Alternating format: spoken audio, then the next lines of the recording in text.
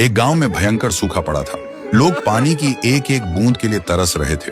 उसी गांव में थुंग थुंग नाम का एक गरीब आदमी अपनी गर्भवती पत्नी के साथ रहता था। दोनों प्यास से तड़प रहे थे।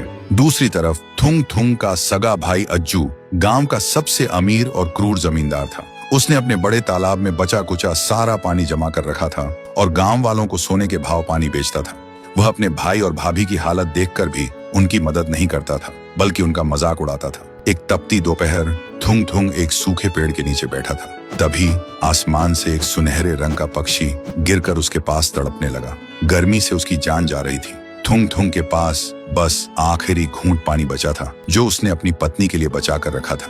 लेकिन जब उसने तड़पते पक्षी को देखा तो बिना सोचे उसने वह आखिरी पानी उस पक्षी की चोंच में डाल दिया। पानी पीते ही वह पक्षी एक बेहद खूबसूरत परी में बदल गया और कहा, तुम्हारा शुक्रिया भले इंसान। मैं परीलोक की परी हूँ। मैं यहाँ घूमने आई थी, लेकिन तेज गर्मी की वजह से मेरी सारी शक्ति खत्म हो गई थी।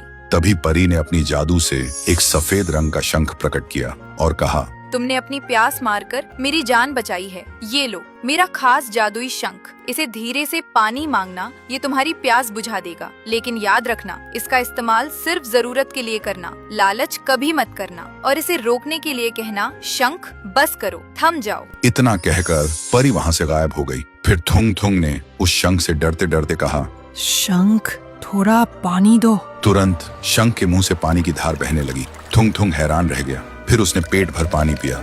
उसके बाद उसने जल्दी से अपनी बोतल भरी। फिर उसने शंख से कहा, शंख बस करो, थम जाओ। पानी रुक गया। थुंग थुंग दौड़कर घर गया और अपनी पत्नी को पानी पिलाया। फिर थुंग थुंग ने वह पानी अपने सूखे खेतों में डाला। रातों रात उसके खेत हरे भरे हो गए। यह चमत्कार देखकर वह चुपचाप रात में गांव वालों के मटके भरने लगा।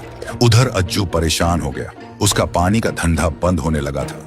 एक रात अज्जू गांव से गुजर रहा था। तभी उसने अंधेरे में देखा कि थुंग थुंग लोगों के मटके उस शंख से भर रहा है। तब अज्जू को समझ आया कि उसका धंधा डूबने की असली वजह क्या है। फिर उसने मन ही मन सोचा, अगर ये मैं छीन लूं और अपना सूखा तालाब भर लूं, तब तो मैं माला माल बन जाऊंगा रे। लालच में आकर अज्जू ने अपने गरीब भाई को मारा पीटा और वह जादुई शंख छीन लिया और शंख लेकर सूखे तालाब के बीच पहुंचा और जोर से चिल्लाया, अरे शंख, इतना पानी बरसा कि सब कुछ भर जाए। अज्जू के चिल्लाते ही शंख से समुंदर जैसी लहरें फूट पड़ी। तालाब मिनटों में भर गया। अज्जू घबरा गया। रुक जा, बंद हो जा। लेकिन शंख को रोकने का मंत्र उसे पता नहीं था और देखते ही देखते पानी उसे बहा ले गया। कहते हैं उसी शंख के पानी से आज का विशाल समुंदर बना और वह शंख आज भी समुंदर की गहराइयों में लगातार पानी उगल रहा है। इसीलिए समुंदर का पानी कभी नहीं सूखता।